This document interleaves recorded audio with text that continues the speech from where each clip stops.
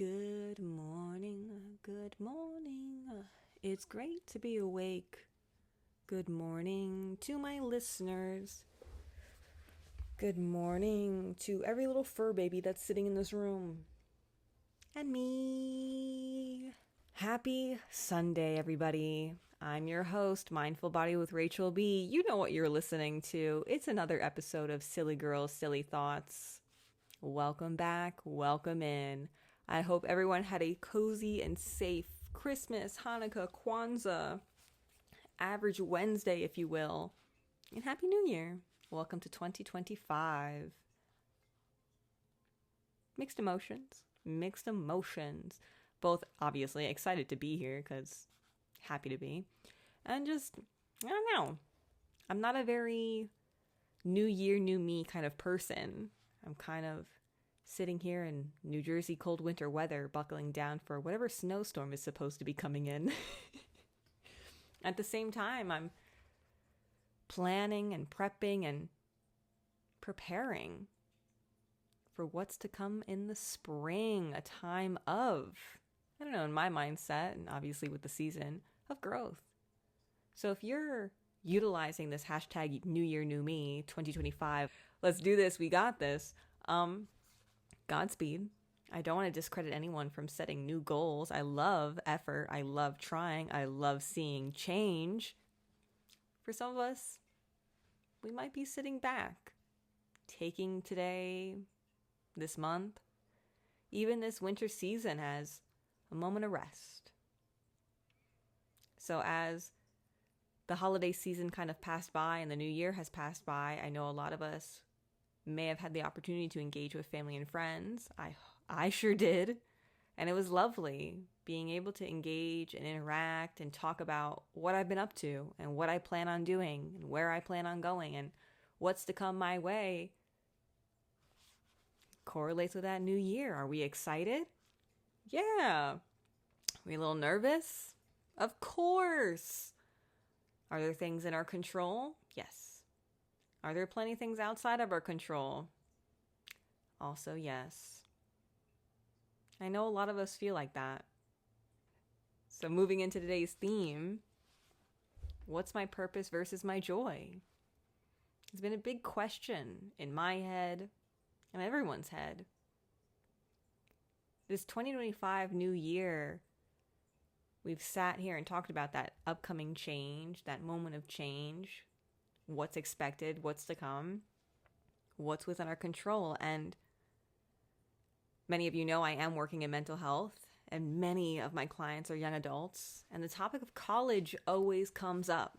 What are we supposed to do? How am I supposed to know what I want to do in the future? What's out there? What am I capable of? And normal questions to sit with. I almost look at all these questions as scales, because you're doing these same questions, but in different chapters of your life. We, challenge who we are and what we like as we grow up. We put it to the test, maybe in that adolescent, young adult stage. And then there's moments of execution. We execute the plan by going to college. We execute the plan by taking a risk for the job, career, the hobby, the task. We execute the plan, finding a partnership, marriage, baby, family, and so forth. It's different for all of us. And some of us are doing the same things, but in different moments. Maybe you're doing something that's so different than what you know. When I talk college with my young adults, it's always coming from that place of motivation. I think we all need that. We can put ourselves out there. We can try new things. We are worthy of what's out there. And then there's also that opposite side of me with compassion. Are you doing this for you, or are you doing this for other reasons? There's no, there's obvious rights and wrongs, but then there's that gray area. Why'd I choose to become a therapist? Because people tell me their secrets in public, and at this point I want to get paid for it. I also enjoy observing people, how we work, how we interact, how certain factors influence us. I also really enjoy reality TV. I started watching The Housewives of New Jersey from the beginning this Christmas season. I forgot how hilarious and petty these ladies are. And just chef's kiss always to the Bravo editors. You guys are so shady and so... Ooh, the timing is perfect on the camera angles, facial expressions, and witty remarks. So even though there's that, responsible side of me, hey, I really do enjoy observing people. I really enjoy understanding the well-being of people and how we interact with each other and how families and so forth. But there is that humorous, playful, I'll even consider it, my joy. And that's the joy of the drama. And then there's the joy of celebrating the adventure of life. I've watched my wallflower clients take a risk and go to prom, social setting, concerts. I've seen people graduate college. I've seen my clients get the new job. I've seen families expand. And whether it's in the mental health world, the yoga world, it's so fun to be a part of it. I like to look at myself like a fly on the wall. I'm just a little fairy on your shoulder sometimes, just popping in, saying hi, helping us redirect, reminding you not to take things so personally because we're just hearing things through our own defensive lenses. 'Tis the season. I know we spent a lot of time with family. It's okay. It's okay. Those remarks push buttons and sometimes hit below the belt, but mental health is both my passion, and sometimes I think it's my purpose. I know a lot of us don't always feel like that when it comes to our careers, our jobs. Why am I embracing this part? What actually brings me joy? What do I want to do? So sitting here with the new year and what to plan, how to execute it, I had the opportunity to sit down with some of my girlfriends that weekend prior, and we made vision boards. I have mine right next to me. If you're on visual, ta-da! Obviously, it's mirrored and backwards, but just a little Canva from the Dollar Tree, a little plant book from the Dollar Tree, some stickers and so forth. For a few of my little listeners who are like hippy-dippy into witchy stuff, didn't even realize I had a few angel numbers going around. I put 8 little pearls around. I was reading how 888 is associated to prosperity. I have 5 little gold dragonflies. Over the summer, it was so wild. Dragonflies, I read, are a symbol of... Googling. So dragonflies have the meaning across cultures, including change, joy, and rebirth, creativity, living in the moment, seeing beyond limitations, change.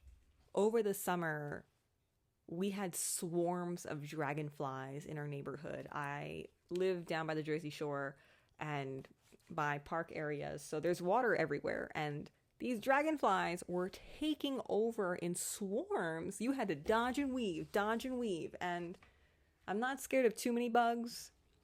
There's only some that I want close to my face, and wasn't bothered, but I was almost, entranced.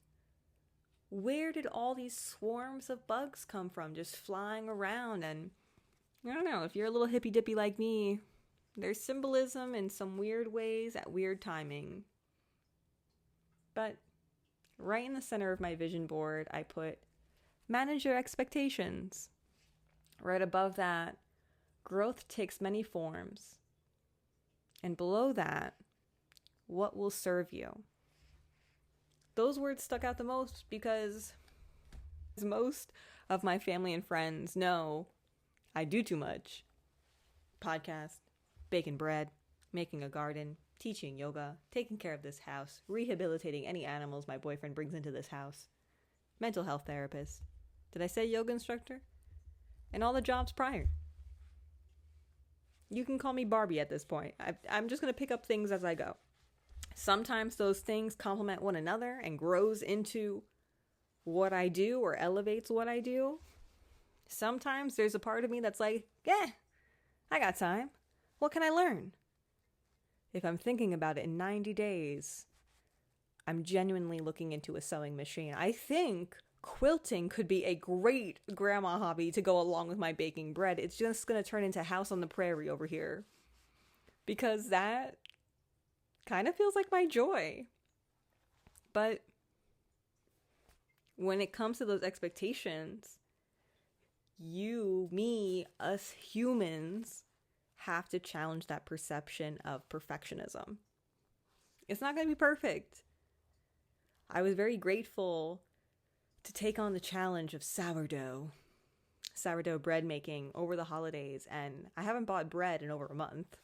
Winning, but I kept telling my family over Christmas that, if I didn't have sourdough bread teaching me patience, I would just remake the recipe again and do it again and do it again and do it again, to the point where I would frustrate myself because it's just not perfect and I just have to do it again. And now I'm putting more anger, and the intention of peace and joy is not in the task anymore. It's just frustration, irritation, and why is this not working out? And I can't do that anymore. I'm too old to get this stressed, and my chest hurts. So having a hobby that tests my level of expectation, and I was telling, again, my family that if I messed up a sourdough recipe, I didn't have the chance to do it again. I would have to wait 4 to 8, maybe 12 hours, because you gotta feed your little starter, and it's gonna take its sweet, sweet little time. And I appreciate that for teaching me patience. Manage those expectations. Approach things with an open mind. I wouldn't say if you can't see yourself, I don't know what the word is, I am leaning in to whatever that goal, hobby, or career is, because you expect yourself to fail, or you don't expect people like yourself to be in that position, comparing yourself to others and so forth. Take a step back. Where is that narrative of curiosity, that narrative of adventure, that narrative of compassion? You're trying something new. You're giving it a chance. I'm happy that you tried.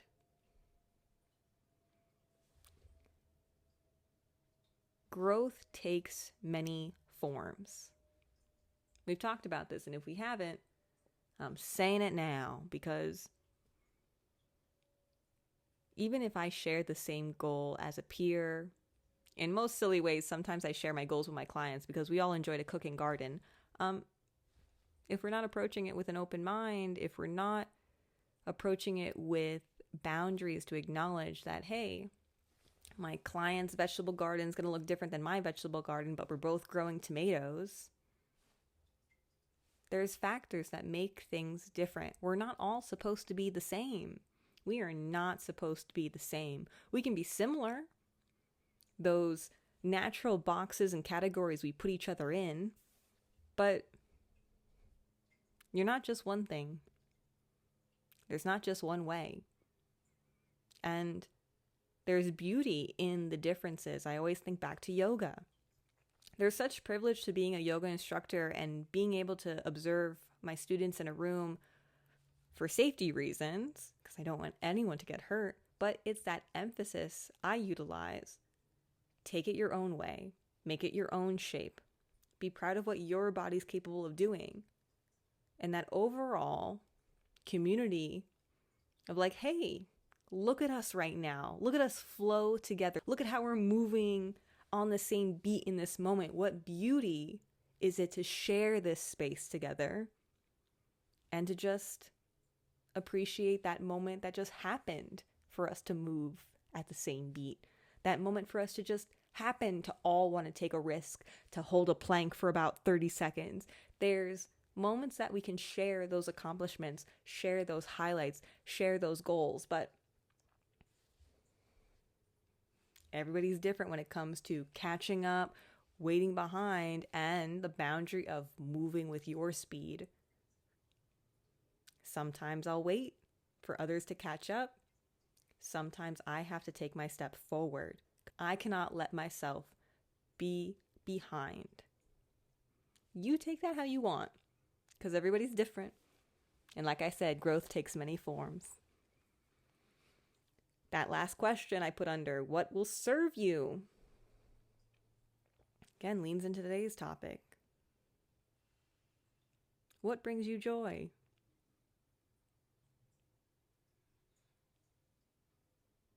What feels like purpose? Sometimes I ask it in the way of like purpose versus pleasure. Because when I think of purpose, I think of responsibilities.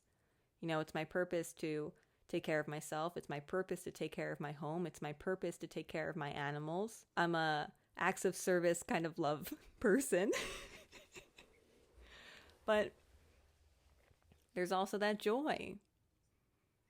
I find joy in taking care of my animals. I find joy in taking care of my home. And it can constantly change. While I can find passion and purpose in mental health, there's plenty of times I wish I wasn't in mental health. It's okay to recognize those days where you're just not fully satisfied, not feeling served in the moment. And maybe that requires a change in direction, an adjustment in the current task. Even though my way of marriage and family could be similar to another, there's plenty of different marriage and family therapists out there. Everyone brings their own authenticity to the game. And if they don't, and everyone's just acting the same, it makes it for a very boring time in mental health. In a bigger perspective, I've even researched ways I can combine my mental health world into my gardening world. Horticultural therapy is a thing. Yoga therapy is a thing. My yoga world elevated my mental health world. Sometimes things connect. Could you even think back to yourself? What little things connect into your present moment? Working with floral and event designing for over a decade almost, now I have some pretty cool visual. I think my style is like controlled chaos, if you will, but hosting Christmas for the second year, I was able to decorate the table. I made menus. I designed the inside of my home. It was leaning into such a passion and a joy I had that I missed working in weddings. I was sending pictures to my aunt going, look at what you've taught me. Look at what I made for the holidays. It's so much fun. I genuinely miss, and I want to thank you for teaching me what I know. Because I didn't expect to work with flowers. I don't even think she expected to own a floral business. But then here we are, feeling confident in something that we just took a chance on, took a risk. There's confidence in trying. There's confidence in leaning into the cringe, the failing. What I like about approaching things with curiosity is that if I experiment with this, if I go in without expectation and just see what happens, I'll know what to avoid. I'll know what to proceed with. Taking risk within boundaries. It's so necessary. So even if your purpose, your joy in this new year is repeating something from, 2-3 years ago, I'm about to repeat my state exam again. There are some things that feel like a do-over from last year. Like I'm just doing it all over again. And there's a little frustration to that. But at the same time, there's that encouraging side of me that I'm trying my best to wake up. We got this. We can do this. We're trying again. How are we going to approach it differently? Because it's okay to fall.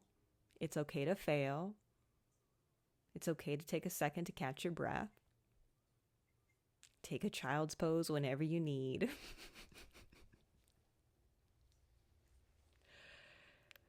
I don't want to get too into building habits and getting there because You guys can reflect back to season 1, my episode with my friend Serena. We talked about building habits and growing on that. Leaning into that expectations again, if you're putting so many things on your to-do list for the new year, for the new month, for the new you, new me, you can only do so much in a day. You can only do so much. Again, I said a second ago, if I'm thinking about it in 90 days, I will get that sewing machine. All right? But I can't put quilting on my to-do list right now. I got a loaf fermenting right now. I got studying to do.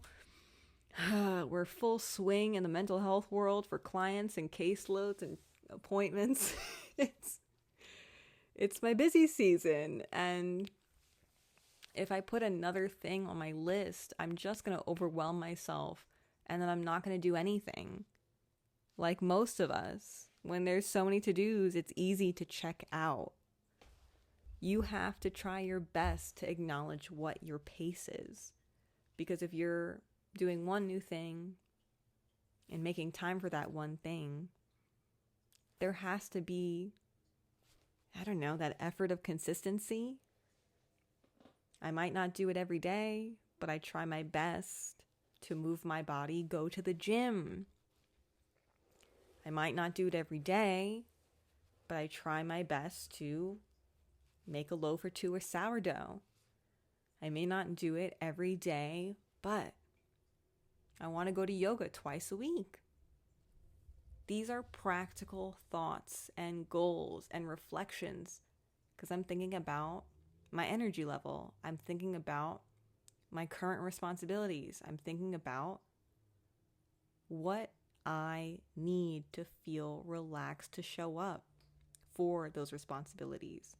Because if I make my joy hobbies, my pleasure hobbies into a stressful thing, then I'm just burning the candle from both ends, and there's not going to be anything left. You can't burn yourself out in your hobbies. Then they become a job. You got to keep those boundaries as best as you can. And when you don't have the time, or you don't have the energy, or you don't have the strength, and again, within boundaries, sometimes you're having that bad day and you're like, I just don't want to go to the yoga class. I just don't want to go. And you go and you're like, I feel so much better. I'm so happy I went. I'm not talking about that. I'm saying like, I make a deal with myself. If I had a long day and I didn't get enough time to eat throughout the day, eat a good meal, we just snack like a rabbit because we made our schedule too busy and we worked too hard that day. Rachel, tell your secretary to fix your schedule. It's me. I'm my secretary. I won't go to the gym the next day. I shouldn't be going to the gym if my body is not fueled. Because if I don't have fuel in my body, going to the gym is just going to exhaust me more and I'm going to feel worse. I'm not going to be able to fulfill my responsibilities. So I take a day. This is why I set those goals of, we'll go to the gym 3 days a week. I can't set it in stone because sometimes my Tuesday can be an easy Tuesday. Sometimes my Thursday is a hard Thursday. And if I got a free moment on Wednesday, we'll go to the gym. If I don't, we'll try on Sunday. Who cares? Who cares?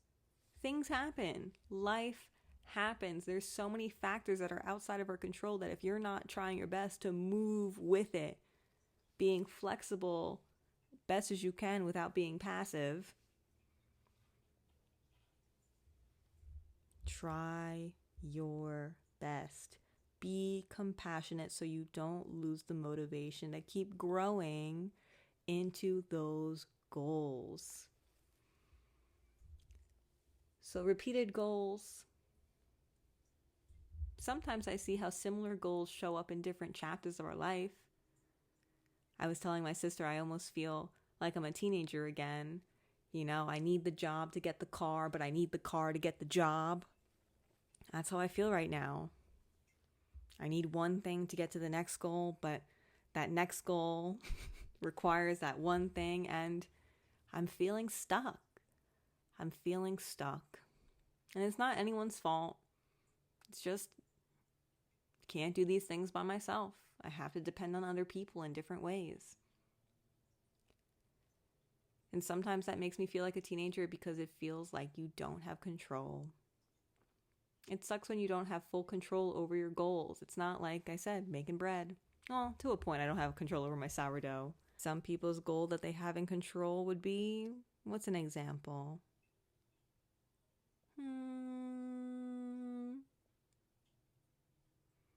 I'll use the example of working out. You have control over your own body. You have control to take yourself outside, to move yourself around, but some goals that are outside of our control would be, I'll use the example of getting married because it's that joyous season. Ha ha ha, the holidays brought out so much joy. Mazel to everyone and anyone who did get engaged. Anyone getting married this year, kudos. To a point, that's working as a team, whether it's 2 people or 70. I don't know what your families look like, and I don't know how many people you have involved in that wedding planning. So Godspeed, but to a point, that's working with a lot of people, maybe just one. And patience is, I'll always remember the lines in my head of patience is a virtue. It is. Patience is a virtue, and it's hard to be patient, especially in this time where everything comes in 2 days and everything shows up immediately. And if it doesn't show up soon enough, everyone gets frustrated and mad because you need it right now. But a lot of things don't happen right now. Sometimes they happen later on. What can you do to help yourself stay patient? I've almost found a balance between what brings me joy and what my purpose is, because if I didn't have things to bring me joy while I waited for things that are my purpose to be processed, I would go stir crazy. So having that hobby of baking bread helps me create a time of patience, filling up my time with gardening, going to yoga, making up the goal of how much bread can I make. Why not? They're my silly goals. They don't have to be these big dramatic things, these things that I have to work on with other people because I gotta wait. I gotta wait. We all have to wait in different ways, and that's okay. I'll wait and make my bread. Keep my patience as I watch my sourdough grow. Think about what I want to add on to my garden in the spring and summer season. And I was just gifted a little swimming pool. Can't wait. We're going to be floating poolside to some mint, grilling up some vegetables. Got some amazing cookbooks because everyone's got to eat. Keeping my joy to fill in the gaps where it doesn't feel so joyful and it feels a little bit more frustrating, because we can't lose our minds. The thought of,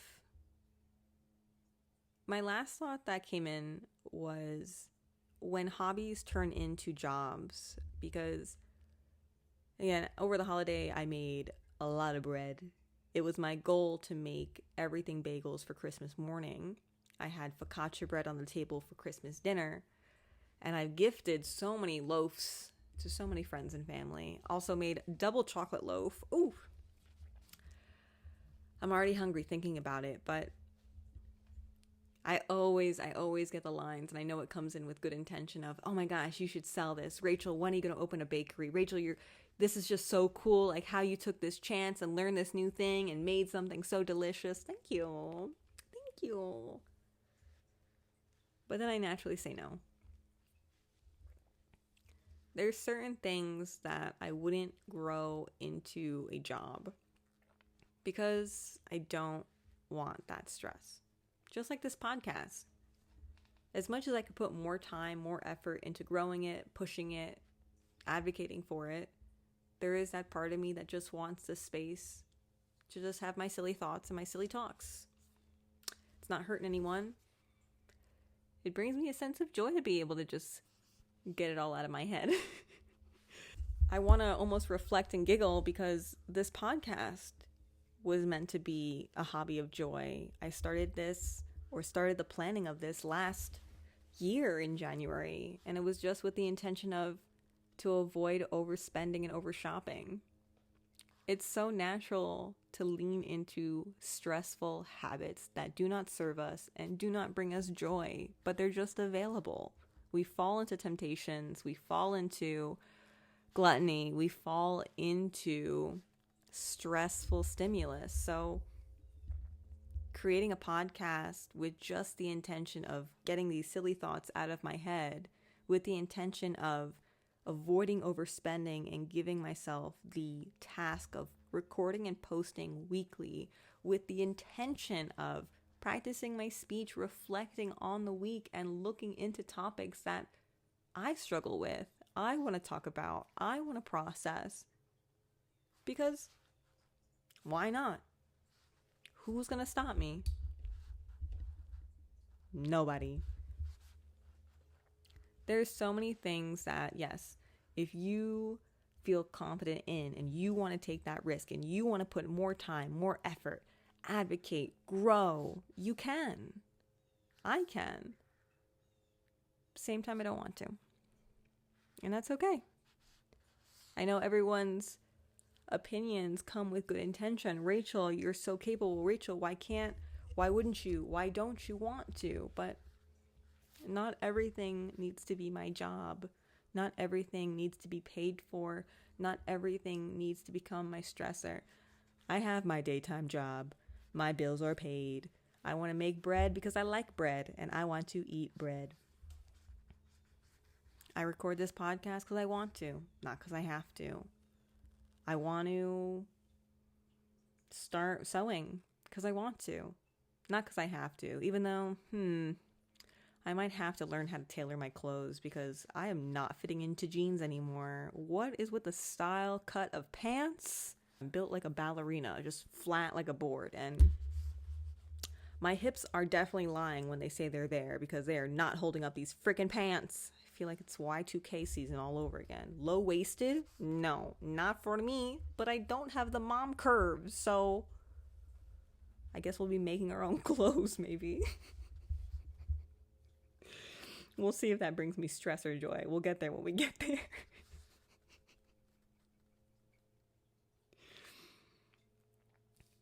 Bringing this all to a close because I'm still a silly girl with silly thoughts, and we're still finding our silly momentum after this holiday season. Hosting was lovely.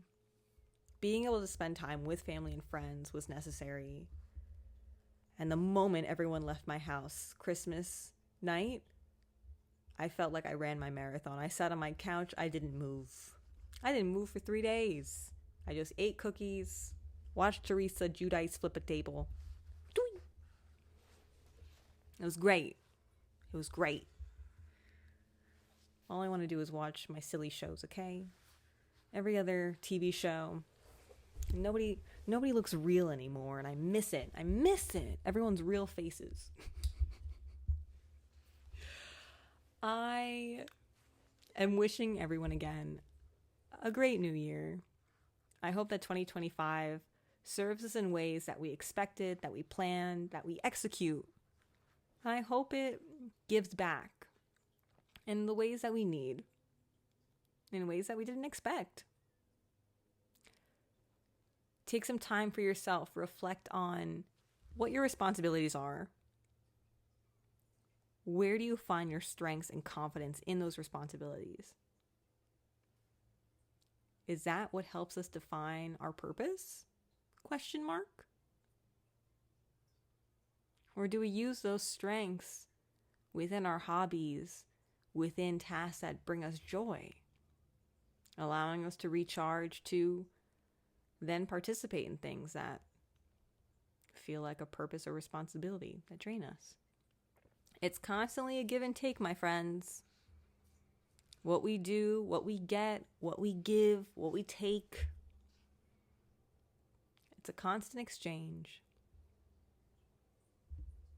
If I had to share anything else for my vision board, it would be look closely at what's in front of you.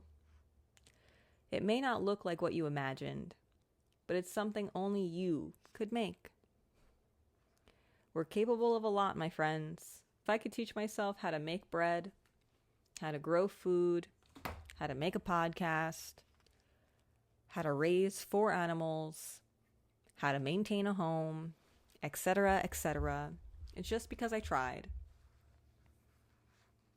I want you guys to try your best. And wherever your silly tasks, your silly hobbies, your silly jobs, your silly careers, XYZ take you, I hope we can continue to have our silly little thoughts and reflect on what little changes we need to make for the new year. And what plans we can make right now for the spring or summer, if that's your season, to get up and try. Go outside, touch some grass. Stay safe in the snowstorm if it's coming. I'll talk to everyone next week. This is Silly Girls, Silly Thoughts. I'm your host, Mindful Body with Rachel B.